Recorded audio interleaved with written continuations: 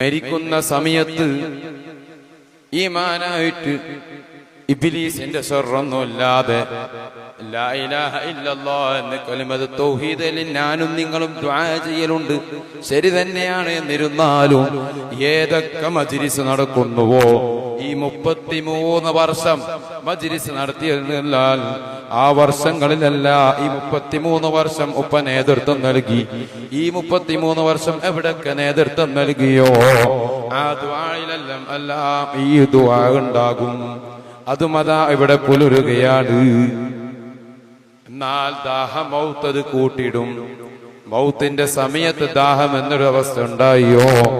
ഇല്ല. അതും അതാ അവിടെ എന്താണെങ്കിൽ സത്യമാവുകയാണ്. എന്തേ അതിനുള്ള കാരണം?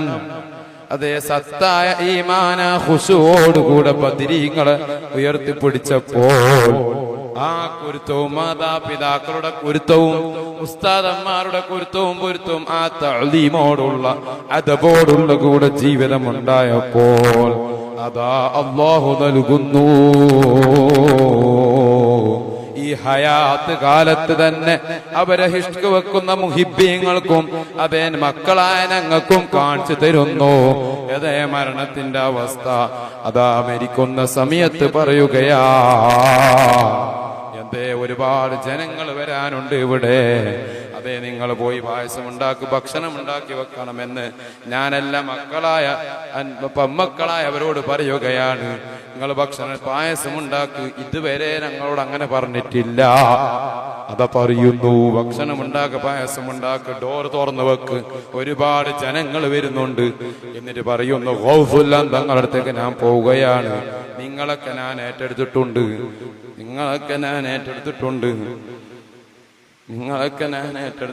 നിങ്ങൾ പേടിക്കരുത്.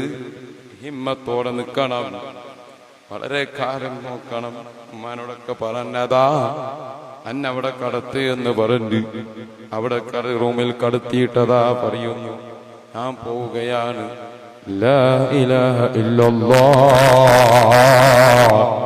അല്ലാഹ് അല്ലാഹ് അല്ലാഹ് അല്ലാഹ് എന്ന് നിവർന്ന് കൈവച്ച് മരിക്കുന്നു. ഇതെല്ലാം അവിടുന്ന് നേരത്തെ പറഞ്ഞതുപോലെ ബദരീങ്ങൾ ചെയ്ത ഖുശൂ, സത്യം, ഇതൊക്കെ ആ ഈമാനായ ഈ അന്നൽക്ക് കൊണ്ടുവന്നതിന്റെ ഒരു പൊരുളാണ്. ബഹുമാനപ്പെട്ട താജുൽ ഉലമയും ബഹുമാനപ്പെട്ട ഖുറത്തു സാദാത്തും എന്റെ ബാബ, അതുപോലെ ഇവരൊക്കെ സ്നേഹിച്ച് അന്നൽക്ക് തന്നെ വഫാത്തായ ഈ സ്ഥാപനത്തിലെ സാരഥ്യമായ ബഹുമാനപ്പെട്ട നൂറുൽ ഉലമ ഉസ്താദും ആ അദബ് വഫാത്തിന്റെ ശേഷവും നിങ്ങൾ മനസ്സിലാക്കേണ്ടതുണ്ട്. വന്നില്ലേ? മയ്യത്ത് നിസ്കാരം ഇവിടെ നടന്നില്ലേ? ഇവിടുന്ന് ആശീർവദിച്ചില്ലേ? എന്നിട്ടോ ആദ്യം ബാപ്പാന്റെ അടുത്ത്, എന്നിട്ടോ എം.എ. ഉസ്താദിന്റെ അടുത്ത്, എന്നിട്ടോ അതാ അവിടുന്ന് അങ്ങേയറ്റം ഈ രൂപത്തിൽ കുരുത്തവും പൊരുത്തവും കിട്ടിയത് എവിടുന്നാ? അവിടുന്ന് പഠിപ്പിച്ച സയ്യിദ് മദനി തങ്ങൾ അവിടുത്തെ ഹദറത്തിലും പോയി. അതാ അവിടുന്നും കിട്ടിയില്ലേ? മഹാന്മാരുടെ അടുത്ത് വെച്ച് ജനാസ നിസ്കരിക്കുന്നതിന്റെ ഫദ്ല് കിതാബിൽ പറയുന്നത് കാണാം. പാപത്തിന്റെ ശേഷവും ഞാനും നിങ്ങൾ മനസ്സിലാക്കേണ്ടത് ഇവിടെ അതാ ആ ജനാസ നിസ്കരിച്ച് എന്നിട്ടോ സേവനിച്ച് എവിടെയാണ് അള്ളാഹുവിന്റെ ഖളാ ഖദർ ഉണ്ടാവുമല്ലോ, അവിടെ അതാ മടക്കപ്പെടുകയാണ്. അപ്പോ ഞാനും നിങ്ങളും മനസ്സിലാക്കേണ്ടത് ഇവിടെ ഉലമാ വറസത്തുൽ അംബിയാ എന്നതിന്റെ അവസ്ഥ ഓരോ മുഅ്മിനീങ്ങളും മനസ്സിലാക്കണം. ഇന്ന് നാളെ പിറ്റേ എല്ലാവർക്കും അജലുണ്ട്. അജല് വഫാത്താകും, ശരി തന്നെയാണ്. പക്ഷേ അല്ലാഹുവിന്റെ അങ്ങേയറ്റം ഇഷ്ക് വെച്ച് തഖ്വയോടെ ജീവിച്ച് അന്നൽക്ക് തന്നെ മരിച്ചാൽ ഈ കാണുന്നതായ അഫറുകൾ ഉണ്ടാകും. അതെന്താ? അവരുടെ പേരിൽ സ്മരിക്കലും അവരുടെ പേരിൽ ദിക്റും സ്വലാത്തും ചെല്ലലൊക്കെ തന്നെയാണ്.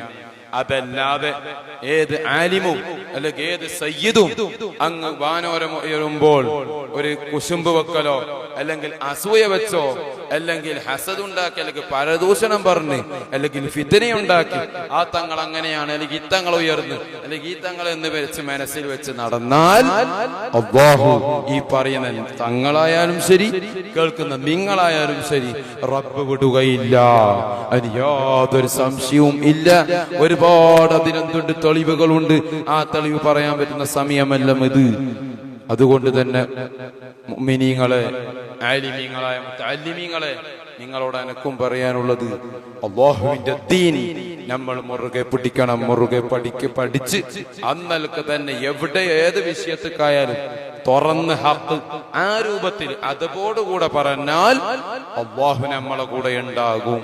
അത് പറയുകയും വേണം. ഈ കാലത്ത് സോഷ്യൽ മീഡിയയൊക്കെ അടിസ്ഥാനത്തിൽ ഈ പറയുന്ന തങ്ങൾക്കുമുണ്ട്. അതിനടിസ്ഥാനത്തിലേക്കും വാട്സപ്പ് ഇങ്ങനെ പറഞ്ഞിട്ടുണ്ട്, അല്ലെങ്കിൽ അതിനടിസ്ഥാനത്തിൽ ഒരു തുള്ളല്, അല്ലെങ്കിൽ ഇന്നവർക്ക് വേണ്ടി തുള്ളുന്നൊരവസ്ഥ നമ്മൾ ഒരാളും ഉണ്ടാകരുത്. നമ്മളൊക്കെ നല്ല ഇൽമു പഠിച്ച് ആ നിലക്ക് തന്നെ ജീവിച്ച് അല്ലാഹു തആല താജുൽ ഉലമന്റെയും അതുപോലെ തന്നെ എം എ ഉസ്താദിന്റെയും അതുപോലെ നമ്മളെ ബാപ്പാന്റെ എല്ലാ മദദിലുമായിട്ടും അവിടുത്തെ നിയന്ത്രണത്തിലായി ഞങ്ങൾക്കൊക്കെ ജീവിക്കാൻ അല്ലാഹു തൗഫീഖ് ചെയ്യുമാറാവട്ടെ. ജീവിക്കുന്ന കാലത്തോളം ദീനിന് വേണ്ടി ഖിദ്മത്ത് എടുത്ത് ദീനിന് വേണ്ടി പ്രവർത്തിച്ച് മരിക്കാൻ അല്ലാഹു തൗഫീഖ് ചെയ്യുമാറാവട്ടെ എന്ന് ദുആ ചെയ്തുകൊണ്ട് ഞാൻ എൻ്റെ വാക്കുകൾ ഉപസംഹരിക്കുന്നു. വആഖിറു ദഅവാനാ അനിൽ ഹംദുലില്ലാഹി റബ്ബിൽ ആലമീൻ.